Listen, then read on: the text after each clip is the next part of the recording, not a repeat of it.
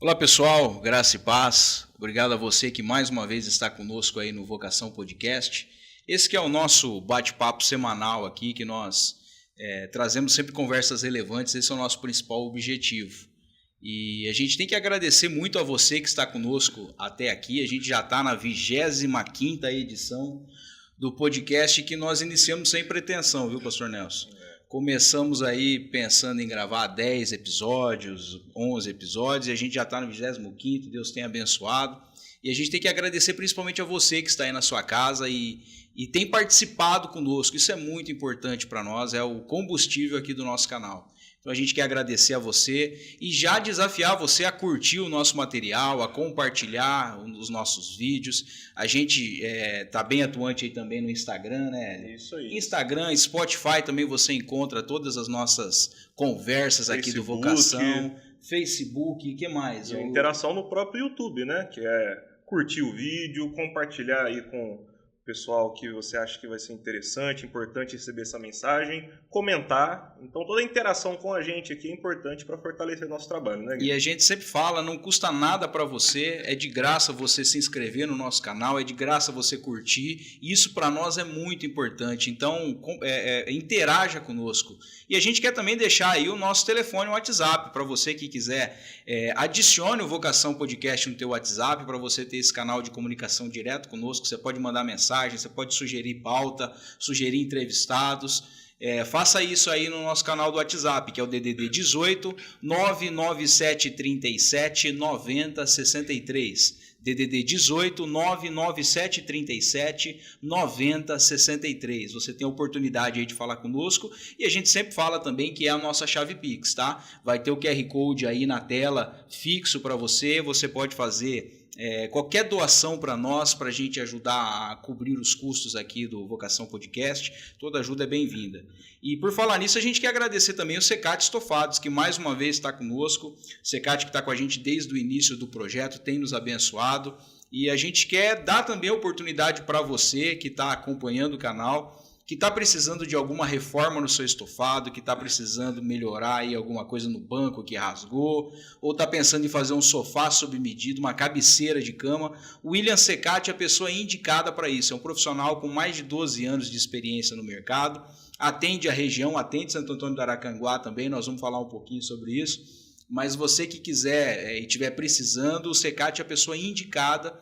Entre em contato com ele, eu tenho certeza que ele vai te dar um orçamento justo para fazer o trabalho que você precisa. E o pessoal falou que o frio ia embora, o frio não foi embora, o pessoal vai ficar mais em casa, então arrumar o sofá, arrumar isso aí. Vai ficar confortável, hein? É verdade, vem outra frente fria agora, né? Graças a Deus.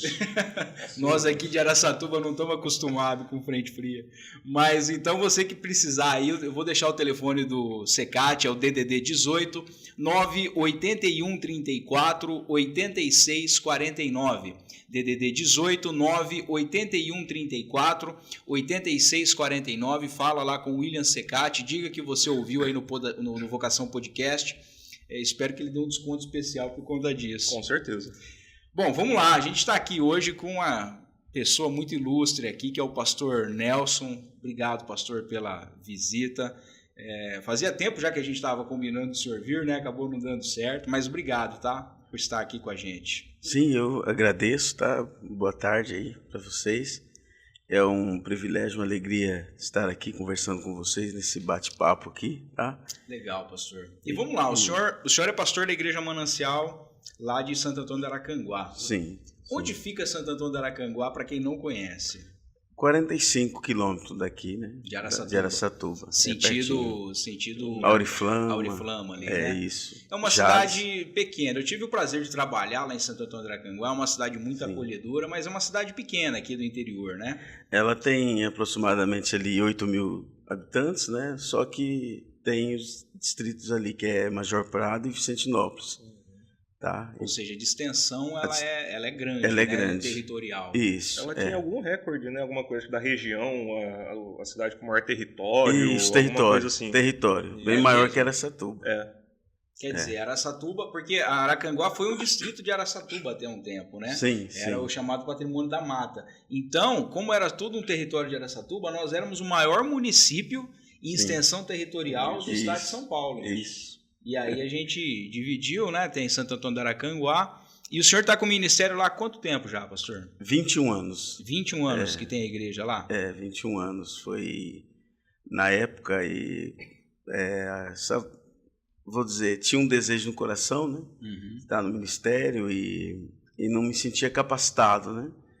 Até que Deus deu chamado e eu estou lá com 21 anos, né? 21 anos, com muita dificuldade, mas o trabalho lá está de pé, graças a Deus. A Igreja Manancial hoje é uma das principais igrejas da cidade de Santo Antônio do Aracanguá? Tem algumas outras? Tem Assembleia, Belém, a Madureira. Assembleia de Deus, basicamente. Tem a congregação, tem a comunidade, que é a Casa do Pai, né?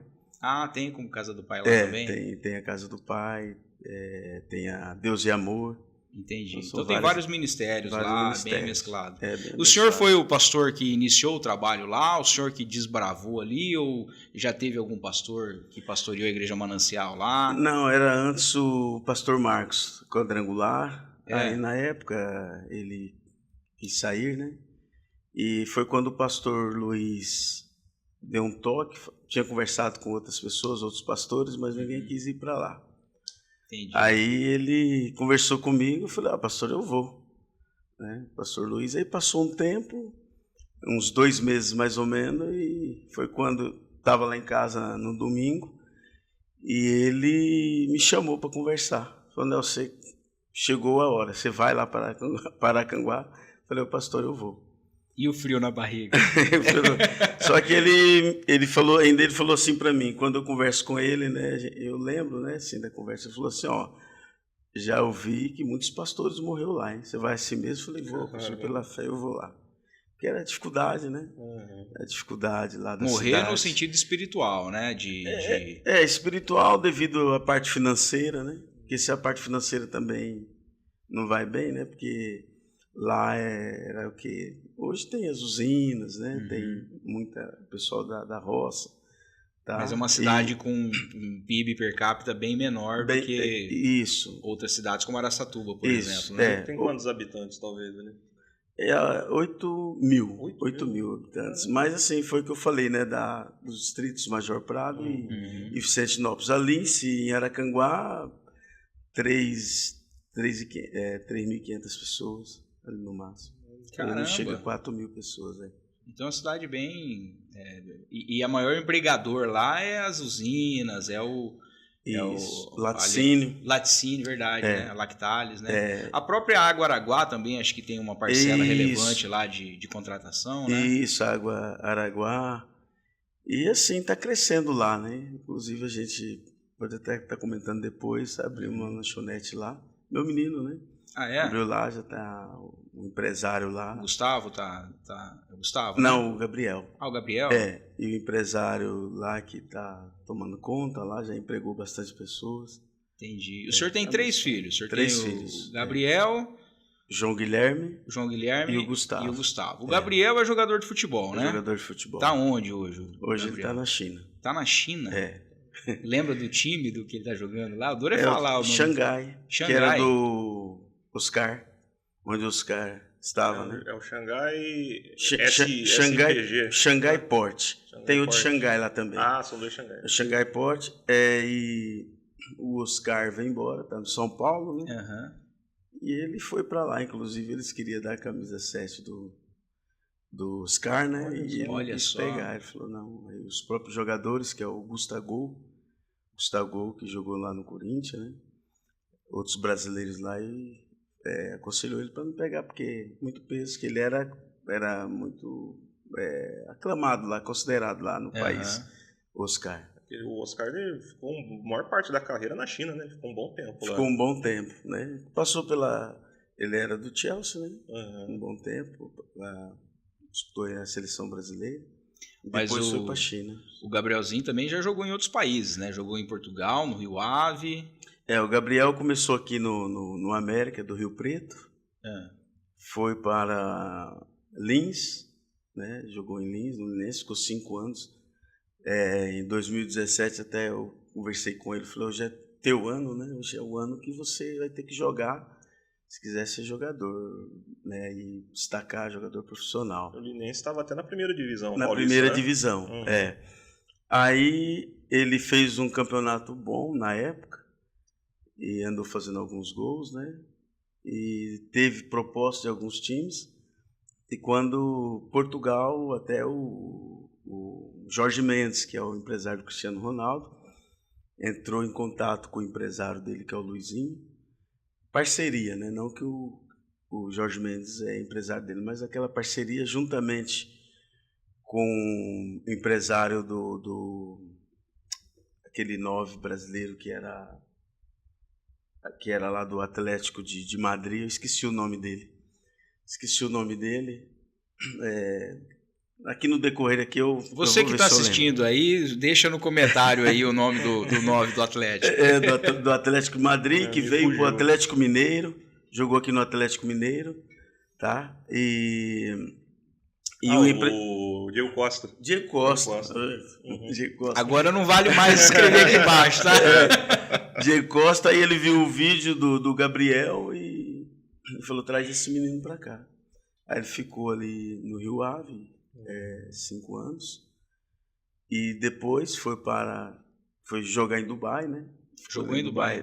Dubai, ali ficou 2 anos lá. Depois voltou para Portugal, para o Moreirense. Do Moreirense ele foi para a China. Caramba, ele já está com um currículo bem rodado. E como que é ser pai de jogador aí? Como que é esse sucesso? É uma coisa especial? Como que é essa vida? É especial porque eu tinha esse sonho de jogar bola, né? Mas na época a família não tinha estrutura, né? E ele teve essa estrutura, né? Até a gente sabe que futebol não é fácil, né? E assim, ele era de menor. Quando ele foi para o América, ele fez 14 anos lá no América, novinho, caseiro, não tinha experiência, né? E passou a morar lá na... Isso, embaixo da arquibancada, né? Embaixo da arquibancada. Ninguém vê essas coisas, né, pastor? Todo mundo vê o sucesso, mas ninguém vê o que o cara passa na base, né? Sim. Aí ele foi para lá e o cuidado era meu, né? Eu que era o procurador dele. E, vamos dizer assim, um peixinho no mar ali, né? No meio de tantos tubarões, vamos dizer assim, que no mundo do esporte é complicado, né? É complicado. E aí, com a graça de Deus, assim foi, e ele muito obediente, né? Até tem uma história dele, quando nós fomos lá, porque o clube exigiu estudo, que ele teria que continuar, né, o estudo. Aí eu fui lá com ele lá em Badibacite, que é ali pertinho, né? Pertinho, Rio Preto, sim, ali, né? Não é perto de carro, de moto, ou de bicicleta. Nem de bicicleta não é perto. Aí eu levei ele, guardei as ruas, que eu sei que ele não tinha essa mobilidade. E aí eu fiquei pensando, nossa, mas é longe, hein? Fiquei com dó dele. Aí deixei ele lá, mostrei tudo certinho, acertamos a documentação, tudo da escola. No outro dia de manhã, ele me ligou, ele falou assim, pai, estou perdido aqui. Aí eu guardei as ruas, né? Falei para ele, você lembra de uma avenida? Você está na avenida? Ele falou assim, estou na avenida aqui, pai. E você vai nessa avenida até chegar num bar ali que tinha uma parede vermelha. Você vira direito. Quando chegar lá naquele bar, você me liga. Aí ele me ligou. Foi 2 dias assim, sabe?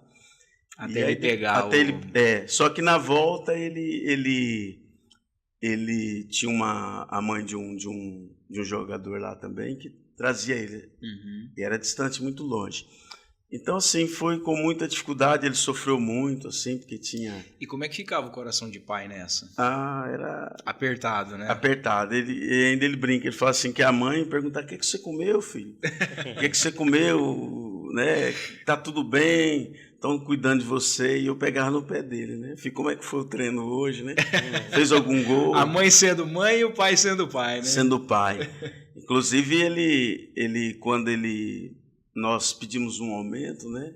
Eu não tinha força nenhuma. E o clube não quis dar, e para castigar ele, mandou ele para Guaimbê é pertinho ali de Marília, uma cidadinha assim, bem assim, pobre. Você entra na cidade. Então eles tinham ali... ali na Rondon, né? Caminho da Rondon ali. Isso. E tinha ali era terceirizado ali, sabe? E ele ficou ali, me deu uma dó, rapaz, ali. E ele ficou ali jogando, e com muita dificuldade, chuveiro daquele jeito. Aí ele falou para mim, aí o Roger, que era um dos que comandava lá, mandou 4 zagueiros lá, né? E para fazer um teste. Aí o rapaz ligou para o técnico, o diretor de esporte ligou para o técnico e falou assim, e os 4 zagueiros aí? Como é que eles foram? O Gabrielzinho deitou neles aqui e fez 4 gols. O Gabrielzinho acabou com eles, foi quando ele voltou novamente lá para Lins, acertou, foi quando ele foi disputar ali o Paulistão, né, em 2017. Ele deslanchou. Deslanchou. Legal. E aí nós temos o Guilherme, né? O João Guilherme. João Guilherme, ele já está estudado, né? Já se formou, né? Sim, o João Guilherme, ele trabalhou aqui em Araçatuba, no esporte, junto com o Plínio, né, que até faleceu. Primo, né? O Primo. Corredor, né? Isso, ensinou ele, educou ele o jeito de correr, né? E ele tinha essa vocação aí para o atletismo 100 metros, 200 metros. Mas aí ele quis ir mais longe, foi para Presidente Prudente. Então ele foi para Presidente Prudente, ficou um tempo lá. E não deu certo porque ele machucou a perna, fazendo exercício lá, o cravo da chuteira, rasgou a perna dele e ele começou a dedicar ao estudo. E hoje ele é formado aí na arquitetura e design interior. E na época, quando o Gabriel foi para Portugal, ele tinha acabado o estudo, o João Guilherme.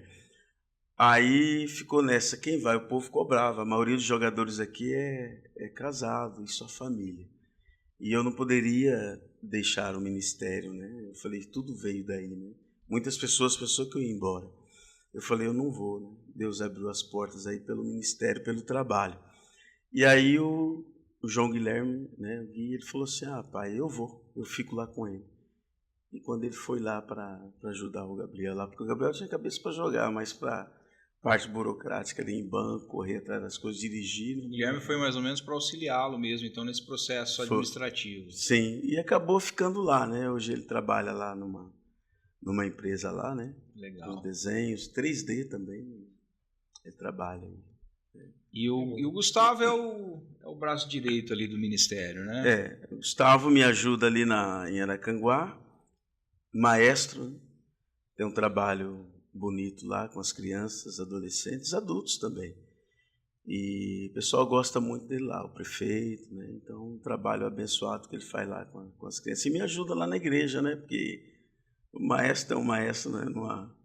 Num conjunto, numa banda. Né? Não é fácil também, não. É um ministério puxado, né? Mas são bênçãos. E já tive a oportunidade de... Você também já jogou bola com a família, né? Sim, lá nos acampamentos, rancho, né? Rapaz, quando a gente caía do lado da família, porque o Pastor Nelson também joga muito, né? Então, a família. O Pastor Nelson joga muito. Quando a gente caía do lado deles, ele falou, puxa, ganhamos o jogo. Era garantido. Pastor, como é que foi o processo de conversão? O senhor nasceu já num lar cristão? Ou o senhor teve algum fato aí no meio do caminho que lhe aproximou de Cristo? Como é que foi essa história?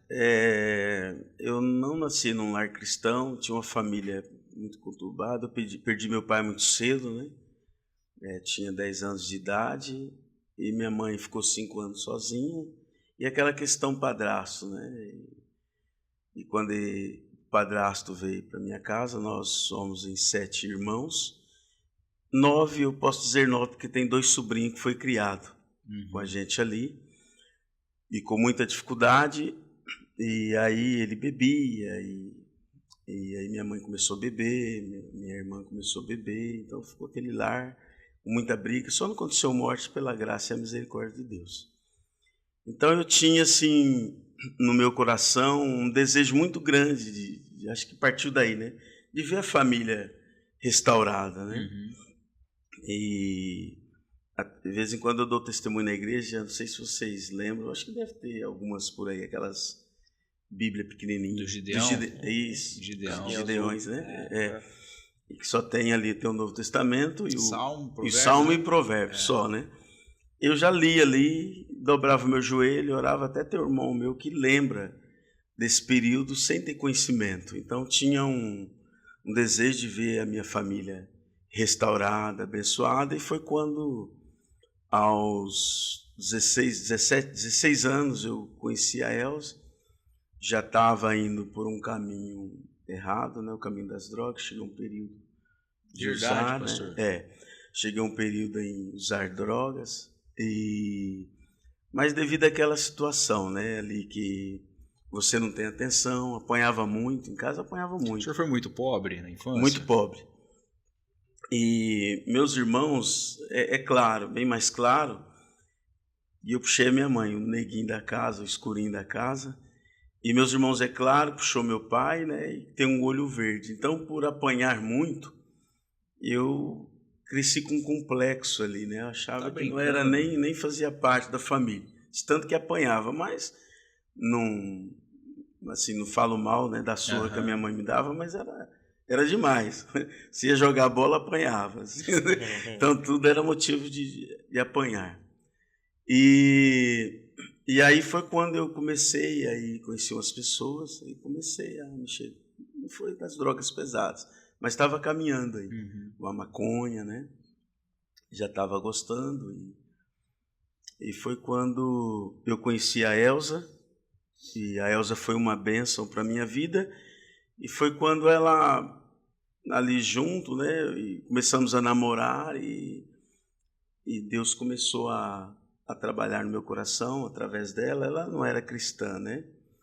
Mas ela tinha a cabeça sábia, né? Sábia, estruturada. E começamos a namorar, e foi quando eu comecei a ir na igreja. Fui pela dor também, porque ela começou a aparecer nela um inchaço no seio.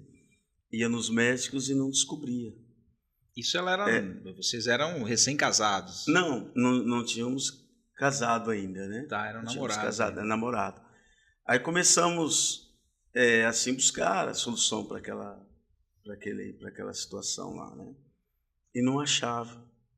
E aí foi quando minha sogra, né, era católica, ainda ela falou assim: vai na igreja, é crente. E nós fomos na igreja, e ela foi curada, ela estava. Aí depois nós casamos, né? Porque foi um período, um tempo morar junto, né? E depois nós casamos, tudo certinho no papel na igreja. E aí nós fomos na igreja, e foi quando ela recebeu a cura, né? Mas quando você perguntou se eu nasci num berço evangélico e tal, não, era do espiritismo, mas voltado pelo lado da Umbanda, né? Da Umbanda, que esse trabalho é um pesado.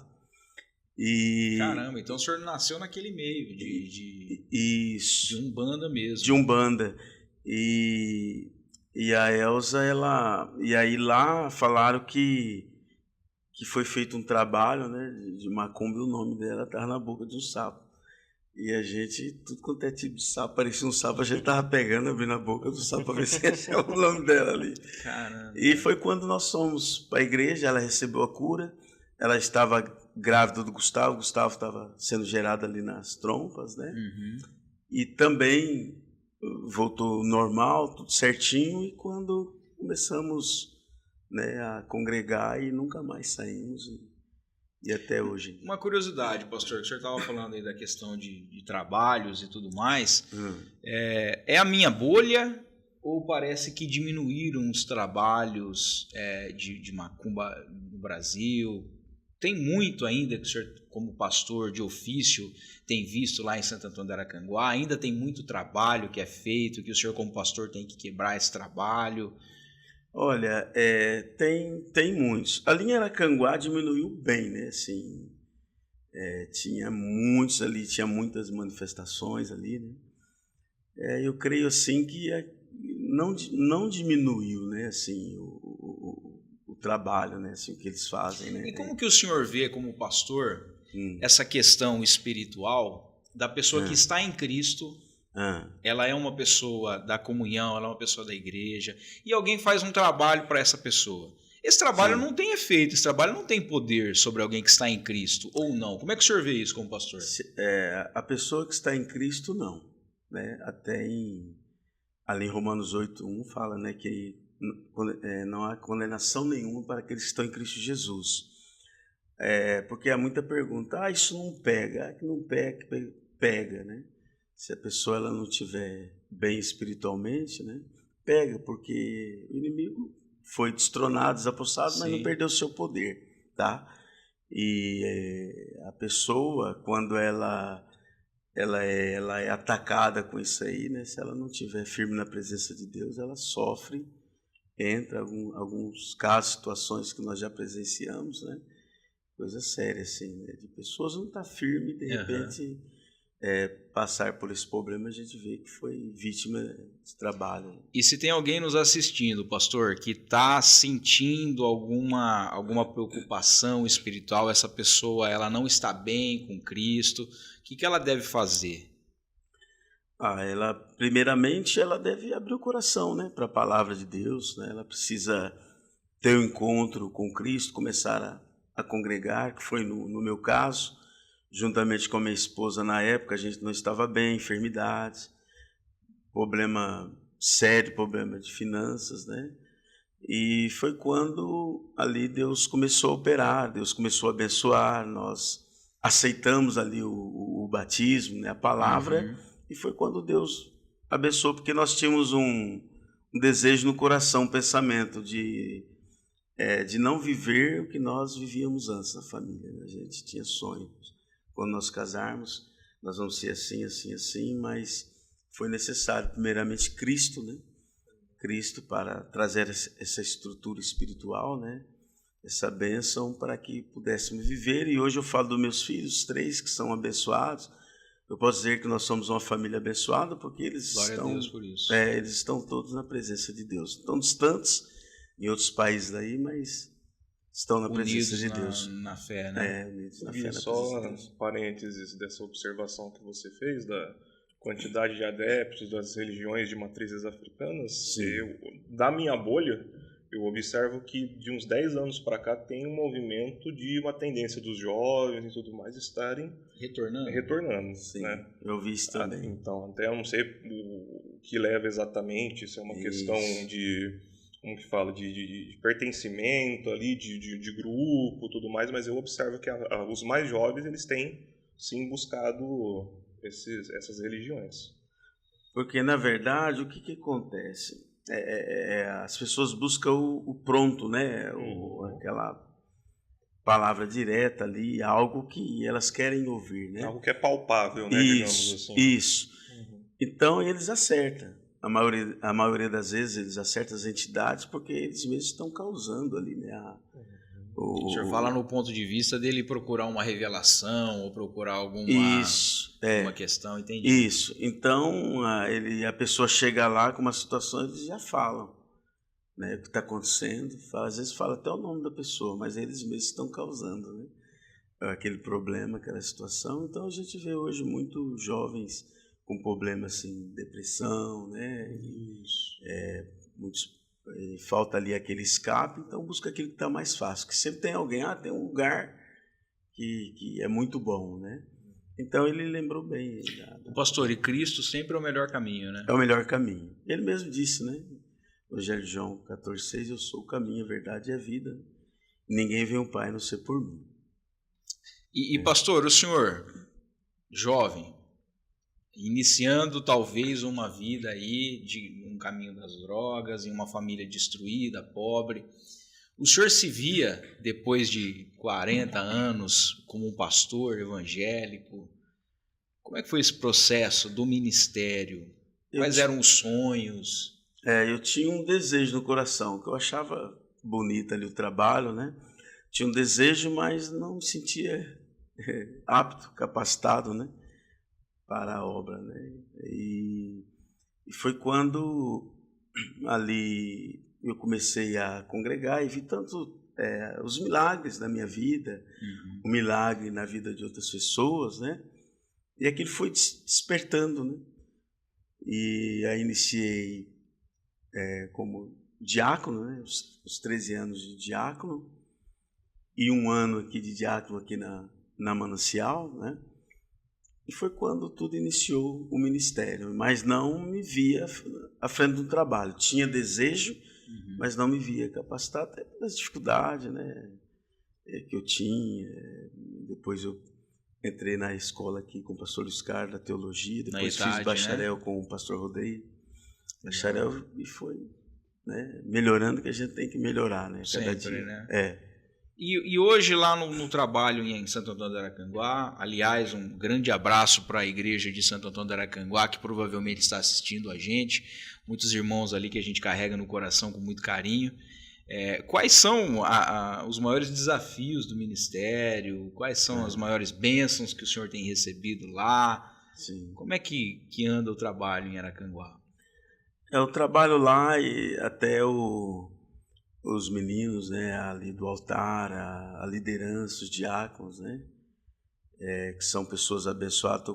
Tem um grupo lá abençoado de obreiros lá, e graças a Deus tem preparado, e um grupo de louvor também, que Deus tem abençoado ali.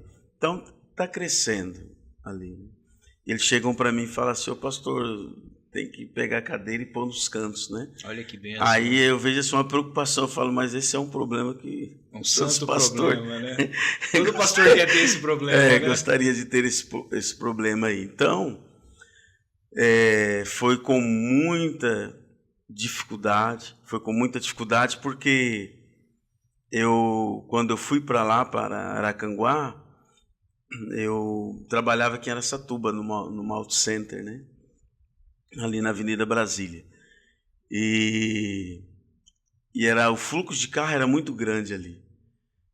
Não tinha tempo para nada, a hora do almoço, e era comissionado também. E aí colocava a Bíblia, eu tinha um Premin 86, 1.5 motor argentino, andava bem. Colocava a Bíblia aqui e lia. Era o único tempo que eu tinha. Assim. Quando chegava em casa, eu estava daquele jeito, cansado, né? E trabalhava, foi um ano que eu trabalhei, E isso sendo pastor ou ainda não?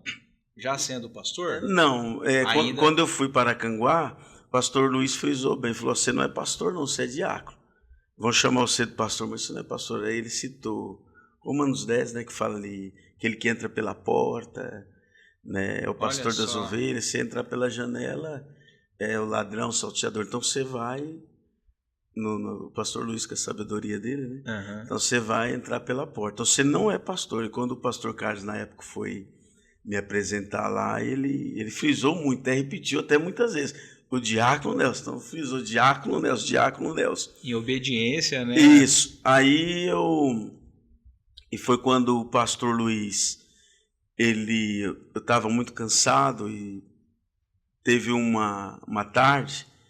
Era umas 18h30 da tarde, eu dormi no volante. Meu Deus. E acordei no acostamento, que começou a pular o carro ali perto da 3X. Começou a pular e eu perdi o controle do carro. Ele jogou a traseira, voltei para a pista, ele jogou para cá. No que eu fiz aqui, voltei, ele ia capotar, né? Não capotou, e uma carreta passou, quase bati de frente com a carreta. Meu Deus. E foi quando... o pastor me chamou para trabalhar ali no rancho, a terceira fase com os internos, né, da Refúgio Cristão, e foi quando deu uma aliviada ali, né, e para mim, e tinha mais tempo para ler Bíblia, para estudar a palavra de Deus, e foi um desafio aí no começo, com muita dificuldade, a dificuldade financeira lá também na cidade, e Deus deu a graça, e o templo lá era no fundo, né? Telhado Teleternite. Era precária ali a situação. E quando chovia no domingo, geralmente no domingo o pessoal não ia na igreja, que a cara entupia e a água descia, só viu o povo correndo nos cantos lá do templo da parede. E depois nós compramos um terreno ali na Avenida Pedro Junqueira de Andrade e construímos ali o templo. Que é a avenida principal ali, né? É a avenida, 3 anos nós demoramos para construir, a sede aqui me ajudou na época. E construímos um templo lá, inauguramos na época. Foi outro desafio também, né, que era o templo, né, onde a gente tinha lá, que era precário, essas dificuldades, molhava dentro. E Deus abençoou ali, tá? E foi uma das conquistas. E cura, libertação, batismos, né, que a gente tem presenciado, que Deus tem tocado nos corações ali. E hoje da minha esposa está bem também. Os meninos, a Vitória, que Deus abençoa eles para abençoar nossas vidas, e o ministério, né, o Gabriel. O senhor falou da irmã Elza. Aliás, um grande abraço para a irmã Elza. Ela passou por algumas questões de saúde sérias. E o senhor conta isso hoje como um testemunho para a glória de Deus. É um testemunho, Mas como é que foi essa história aí, para quem não conhece dessa história? É porque eu contei daqueles inchaços, né, que ela foi curada, e do Gustavo, que foi gerado nas trompas. E depois ela foi fazer uma cirurgia na época de uma hemorroida, e o médico descobriu uma colite, que era um sangramento. O sangramento não era só da hemorroida, era colite. E aí começou todo o processo ali, né, um tratamento, e devido ao tratamento, na época ela tomava aquele meticortem, corticóide, que é muito forte, desencadeou a diabetes. Meu Deus. E nós sofremos muito, e dava essa recaída, e chegou um tempo tanto que ela tinha diarreia, como ela vomitava também. Deve ter emagrecido muito. 46 quilos, um período aí que ela chegou em 2022. Até... Caramba, não faz tanto tempo assim, né? Isso. Recente até. Em 2022, porque a colite, ela é emocional, né? E hoje, para você controlar, né, suas emoções, né? Ainda mais sendo líder de um ministério local, né? Isso. E ela sofreu, mas hoje está bem controlado, assim. Mas eu creio, sim, que ela tá curada. O problema de intestino em si, que não tem cura, né? De acordo com quem trata dela, o Dr. Luiz Cláudio Pandini, não tem cura. Mas a gente crê que ela está curada, porque não deu mais essas crises bravas aí, né? Que deu nela alguns tempos atrás aí. Pastor, e o senhor relatando aí o começo do ministério, relatando a questão profissional, tudo mais, a gente vê que são coisas que demandam muito tempo, né? Sim. E como a gente estava falando ali da busca dos jovens por uma resposta espiritual mais dinâmica, que é uma tendência do jovem hoje em dia também, muita informação rápida, imediatismo, né? Sim.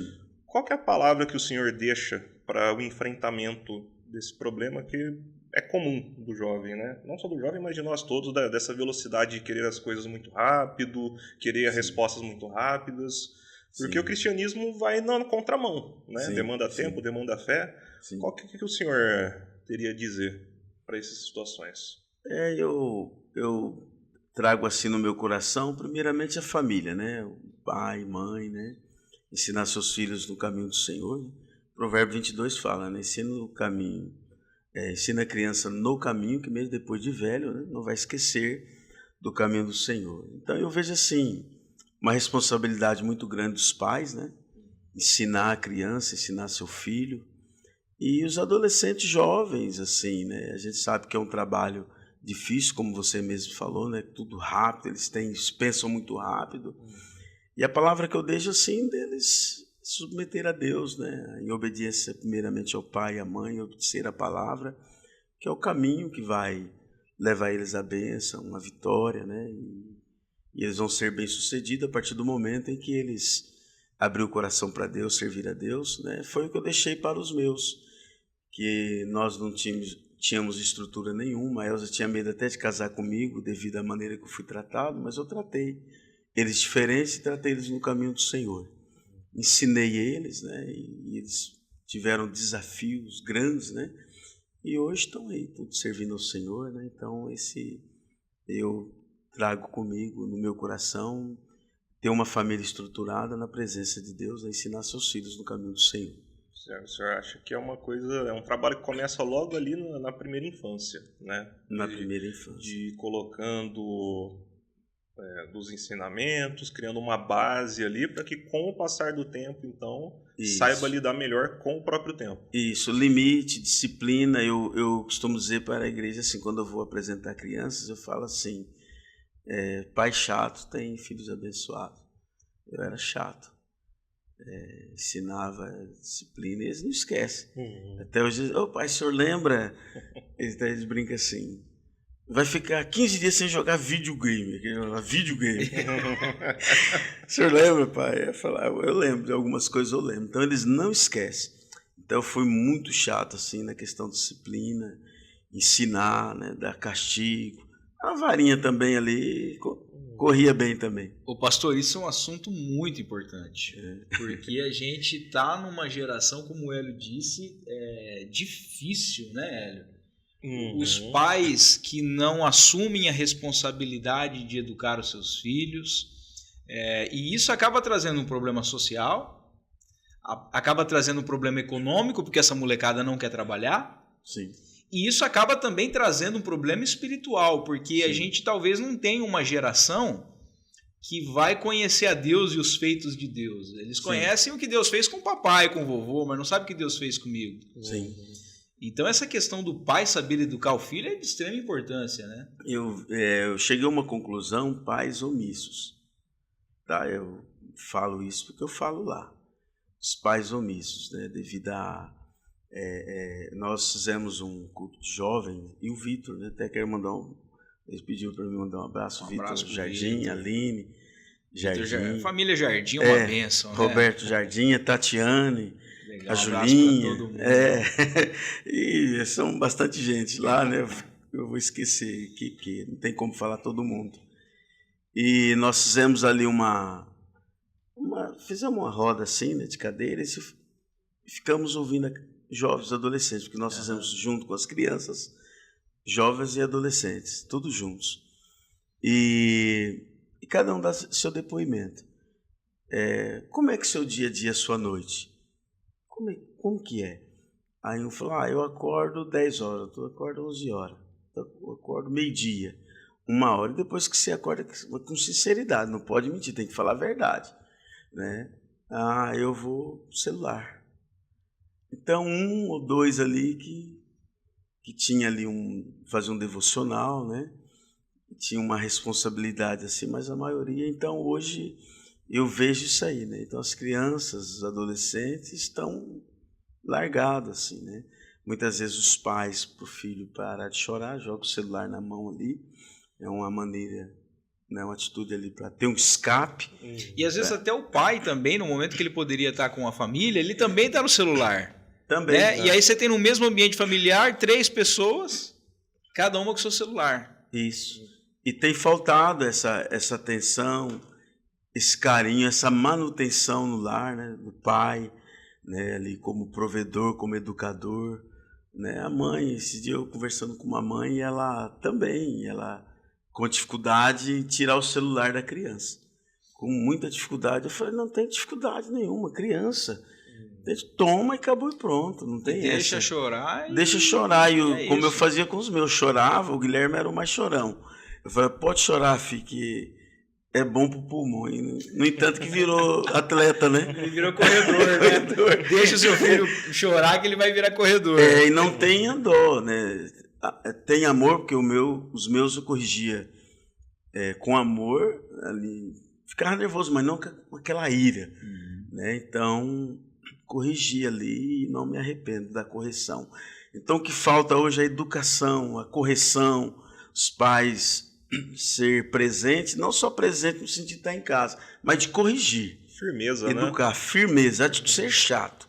Eu falo, o pai tem que ser chato. A mãe chata, pai chato e mãe chata tem filhos abençoados. Porque, e o fato de ser chato não quer dizer que não ama, né? Pelo contrário, né? Isso. Foi feita uma pesquisa esses dias que eu estava vendo que uma criança de peito domina uma mãe. Porque eles sabem, né? Coloca ele lá no bercinho, né? Ele começa a chorar. Pega, ele para de chorar, né? Então foi feita uma pesquisa sobre isso aí. E as crianças hoje estão muito espertas, eles testam. Essa geração que vem aí é uma geração muito inteligente. Né? E você perde, hein? Você se perde. Né? Então tem muita sabedoria, né? E pedir para Deus a direção, e Deus dá, e atitude. Né? A gente quer aproveitar você que está acompanhando a gente até aqui, que está curtindo esse papo aqui, aproveitando aí para assuntos gerais, né? Assuntos de criação de filhos, assuntos de religião, de temor a Deus. Eu espero que você esteja gostando aí e a gente deixa o desafio para você curtir o nosso material.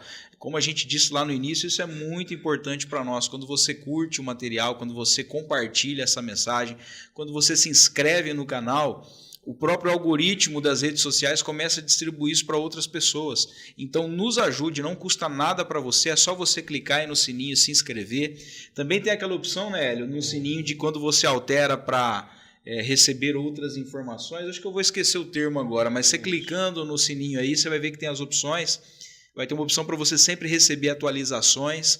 E aí toda vez que a gente estiver postando conteúdo novo aqui no canal, a gente está soltando cortes, está soltando bastante coisa, você vai receber isso com exclusividade, tá? Então se inscreva no nosso canal. Importante também você que está assistindo no canal da Rede Manancial, Igreja Manancial Araçatuba, que a gente sempre solta aí por volta de 20 horas da noite no sábado.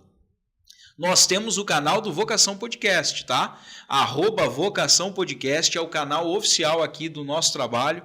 E aí você vai também receber conteúdo primeiro do que você recebe lá no canal da Manancial. É magia da TV. Magia da televisão, né? Então, assim, ó, se inscreva no canal do Vocação, tá? Procura no teu YouTube aí, Vocação Podcast, se inscreva no canal. São os 2 canais aí que nós estamos usando para abençoar vidas. Quanto mais a gente chegar a pessoas aí para espalhar do amor de Deus, melhor é. E a gente quer, então, deixar esse desafio para você. E também agradecer aí o Secate Estofados, que está conosco, que tem abençoado o nosso trabalho. E a gente quer também dar a oportunidade de você ser abençoado e você que está precisando de um trabalho profissional. Como é difícil a gente encontrar um profissional que entrega aquilo que promete, né? Com certeza. A gente hoje leva o carro no mecânico, fala que tem que trocar o motor, não tem que trocar o motor. Enfim, e se você não quer passar esse problema aí com o teu estofado, você liga para o Secate Estofados. Um irmão nosso, uma pessoa que tem temor a Deus e uma pessoa que é boa profissional, tá? Mais de 12 anos trabalhando aí com o setor de estofados. Então você que precisar de alguma reforma, de algum sofá sob medida e preço justo, ele é a pessoa indicada. O telefone dele é o DDD 18 981 34 86 49. DDD 18 981 34 86 49. E também deixar o canal do Vocação Podcast para você que quer fazer uma doação para o nosso trabalho de qualquer valor, de R$1 a R$1 milhão, o valor que você quiser doar nos ajuda a cobrir os custos aqui do trabalho. Você pode fazer um Pix para o DDD 18 997 37 90 63.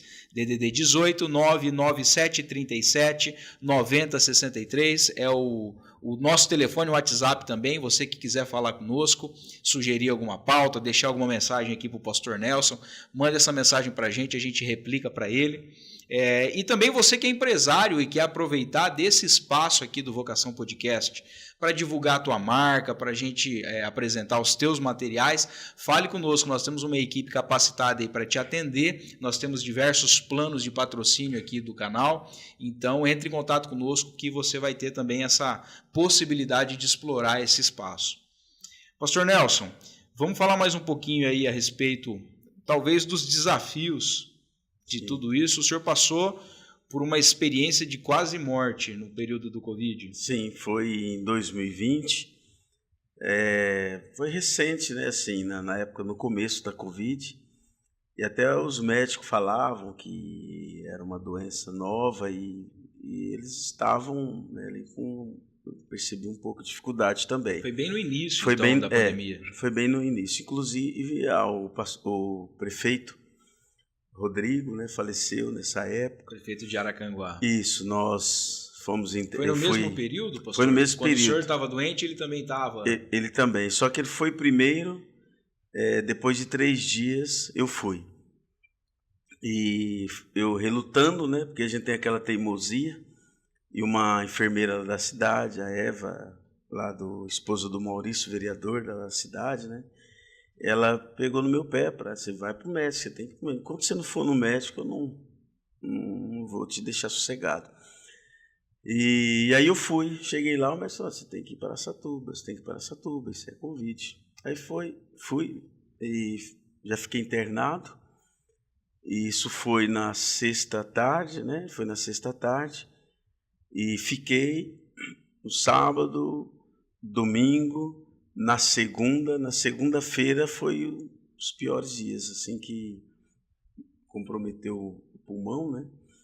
E eu fiquei sem respiração extremo, assim, ofegante, faltando respiração, e ali eu vi a morte, né? Falei, eu vou morrer, porque não tinha acompanhante, sozinho ali, ia à Santa Casa assim, e aquela correria, chegando gente, até eu,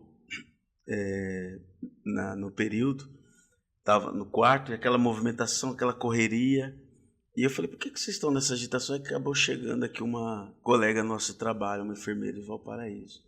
Aí depois elas quietaram, eu falei, o que aconteceu? Aí elas falaram assim, morreu, acabou de morrer, foi entubada e morreu. Aí quando eu vi isso, ainda era do lado, eu liguei para a Elza, né? Mandei mensagem para ela, falei, Elza, aperta na oração aí que a morte está aqui perto, né?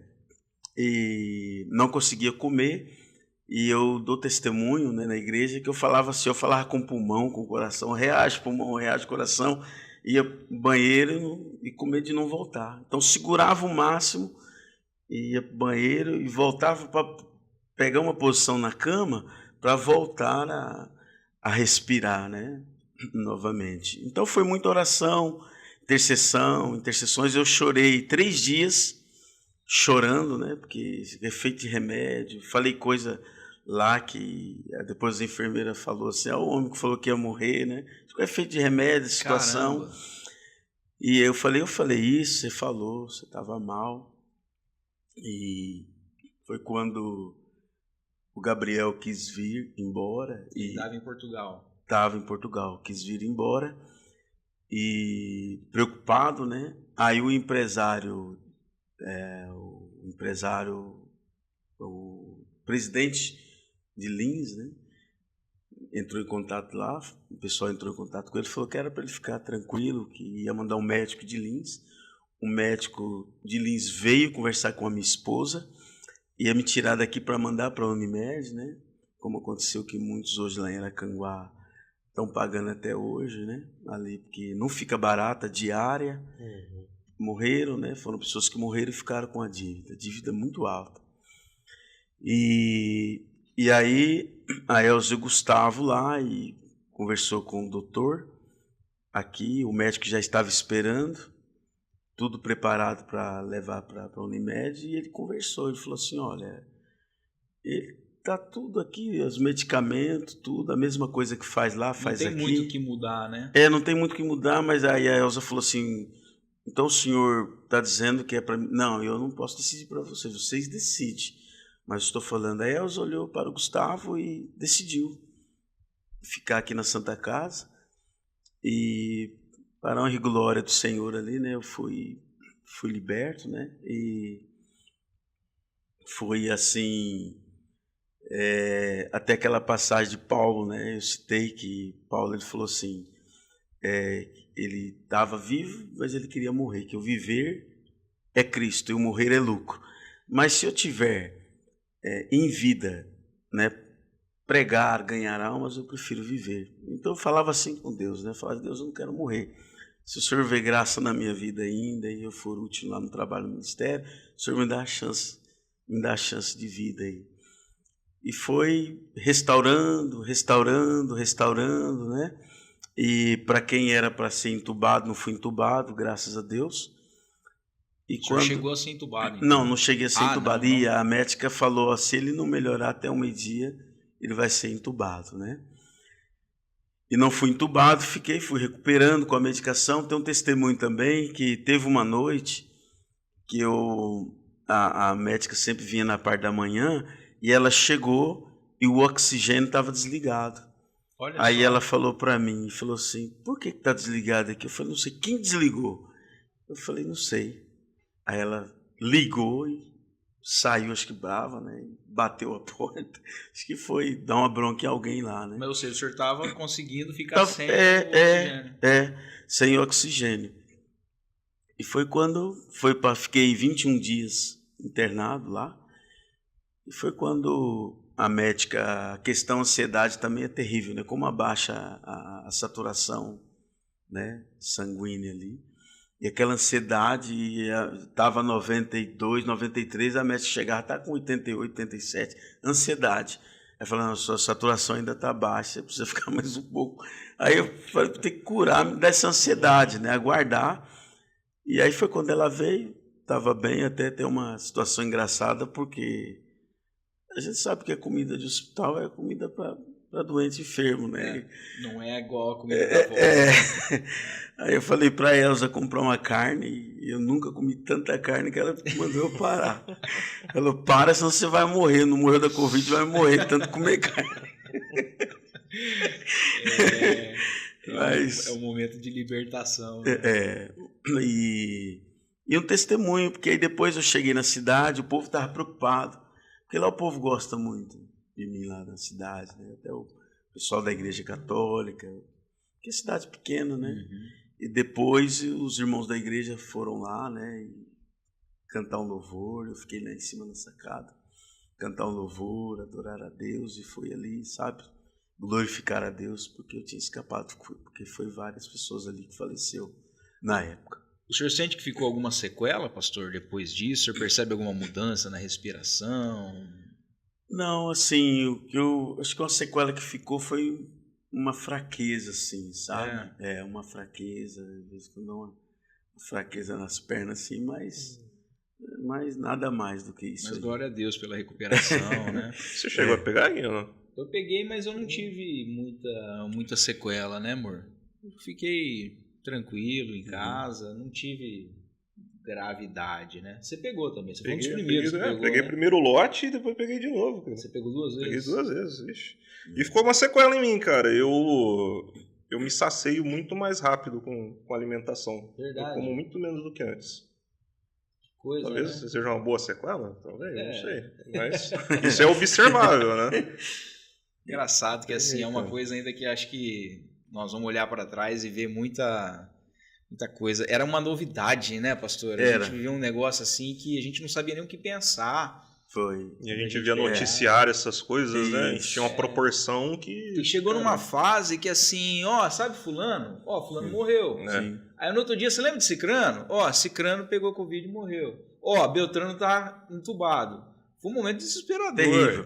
A Elza perdeu a irmã dela, né? A Romilda, faleceu. Ela não aguentou. Né? E foi muito triste também uma da questão dela. Eu te falei da colite, que é o emocional. Como controlar isso? Então foi um período assim, estava controlado, mas depois da perca da irmã, e ela se abateu, se entristeceu. Aí desaba, né? E ela quase foi também, pegou Covid, mas ficou de boa, assim. Ela só perdeu o olfato, né? E ficou boa, assim. A minha preocupação era pegar a colite, que era a diabetes, a colite, né? E pegar a Covid, eu falei, Deus que me livre, né? Mas ela pegou e, graças a Deus, não deu nada. E nesse período tem um testemunho também, porque eu tinha um sonho de uma moto grande, né? Uma moto. E aí o Gabriel ligou para mim, eu lembro que em oração, e orando ali, ele sempre jogando, ainda eu falei para ele, filho, eu vi você feliz, alegre, você vai fazer um gol. E justo nesse dia ele fez um gol. Aí ele falou assim para o meu pai, só tem sonho de ter moto, né? Eu falei, o pai tem. Ele falou assim, então quando o senhor sair daí eu vou te dar uma moto. Eu falei, então o pai já sarou. Saturação já voltou. Saturação foi para 100%. Não que... Ele mesmo desligou o oxigênio ali, falou, tá bom. Não que a gente tenha apego a isso, mas era uma coisa que eu gostaria de ter, que eu tinha um amigo que trabalha na Suzuki e andava. Legal. E ele cumpriu ali a promessa dele, né? Então são muitas coisas assim, muitas conquistas, né? Muitas conquistas, vitórias. Então eu resumo tudo isso aí com a obra, o trabalho. Você cuida daquilo que é de Deus, que Deus cuidará daquilo que é seu. Perfeito. Né? E com muita dedicação, hoje eu tenho essa dedicação na obra, em oração, vou mais cedo para os cultos e me preparo. Dia de quarta-feira eu vou depois do meio-dia e meio, 1 hora, fico ali em oração, tudo com uma gratidão, nada por obrigação, porque eu sei que o que Deus fez comigo, o que Deus fez na minha vida, o que Deus fez na vida dos meus filhos, o que Deus fez na vida, até a gente emociona, né? O que Deus fez na vida da minha esposa, né? E tem feito Amém. Nas famílias ali, né? Na igreja, né? Ali você vê pessoas testemunhando, vê o trabalho de pé, Deus abençoando, e então não tem como abandonar, né? Porque eu poderia deixar, né? Porque a gente fala do ministério, não o ministério ele é árduo, é sofrimento, é angústia, você sofre, você entristece, você se abate, você se entristece com muitas coisas. O ministério não é fácil, o trabalho é árduo. Falar, o ministério é bênção, mas tem a parte difícil, né? Então, se eu quisesse hoje ter uma vida, vamos dizer assim, mais em paz, né? Mais tranquila, eu poderia estar lá morando com os meninos, né? O senhor poderia ter ido para Portugal, né? Isso. E ter uma vida lá. Que não deixei de ir, né? Nas viagens fui. Não, me digo morando lá, definitivamente, né? Isso. E o senhor escolheu ficar pelo ministério, pela obra, né? Parabéns, pastor. Eu não sabia dessa história, mas eu acho que Deus, o senhor disse muito bem, o senhor tem cuidado das coisas de Deus e Deus tem cuidado das coisas do senhor, né? Sim, Deus cuida, e eu não me via capacitado para, como eu te falei no início, na obra e cuidar de uma família, né? Então, isso aí tudo é Deus, né? A sabedoria, a graça dele em nós, então ele vai te movendo, te conduzindo, e as coisas vão caminhando conforme a vontade dele. Pastor, a gente sempre encerra aqui o Vocação Podcast contando um pouquinho aí do nosso chamado aqui enquanto trabalho, né, Edson? Isso surgiu aí no nosso coração quando a gente lembrou daquela história de Martinho Lutero. Sim. Passeando pela rua, e um sapateiro para ele e fala assim: Lutero, como é que eu posso servir melhor a Deus? Sim. Talvez esperando de Lutero uma resposta: olha, abra uma igreja, ou vá adorar num culto, ou dê um dízimo, alguma coisa relacionada a isso. Sim. E Lutero responde para o sapateiro: olha, faça um bom sapato e venda a um preço justo. Sim. No sentido de que tudo que nós fazemos é para a glória de Deus, todas as profissões é para a glória de Deus. Sim. E eu queria passar essa pergunta para o senhor: como que um pastor pode servir melhor a Deus? Olha, eu posso dizer assim, primeiramente, uma obediência aqui dentro, do coração, né? Porque Jeremias 17:9 fala, né, que enganoso é o coração do homem, mas que todas as coisas, perverso, quem conhecerá, né? Mas Deus conhece, porque ali ele continua dizendo: eu sondo, né? Esquadrinho, né? Ele mede, ele prova para dar a cada um segundo as suas ações, fruto de suas ações. Então, primeiramente, a obediência, né? Ser sincero, ter a sinceridade e fazer com amor, né? Tem até uma palavra, quando você faz bem feito, que fugiu aqui da memória, né? Quando você faz bem feitinho ali o trabalho, né? Esmero.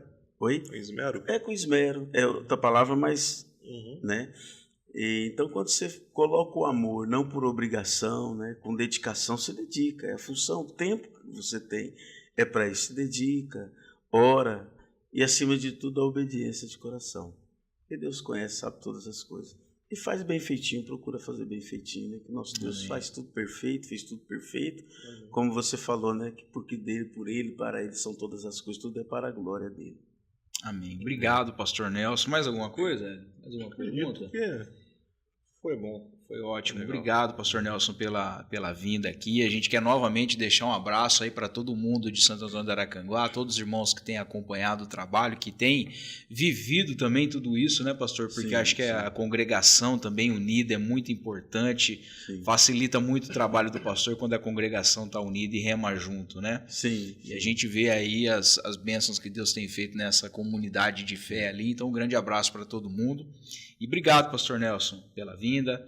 Um grande abraço aí para a família, que o Senhor continue abençoando a vida da família do Senhor e que o trabalho continue crescendo, né? Sim, eu também agradeço, né, a vocês aí. O trabalho está iniciando, como você mesmo falou, né, mas que com a graça de Deus, né, com a bondade de Deus, eu Amém. creio que vai fluir muito mais, porque Deus está no controle de todas as coisas. Muito obrigado. Amém. Obrigado, pastor. E obrigado a você também que esteve conosco aí até agora no Vocação Podcast. A ideia nossa é isso aí. Toda semana a gente trazer um bate-papo aí que vai construir coisas boas em você e na tua família, assuntos relevantes, assuntos que vão te abençoar. Esse é o nosso principal objetivo.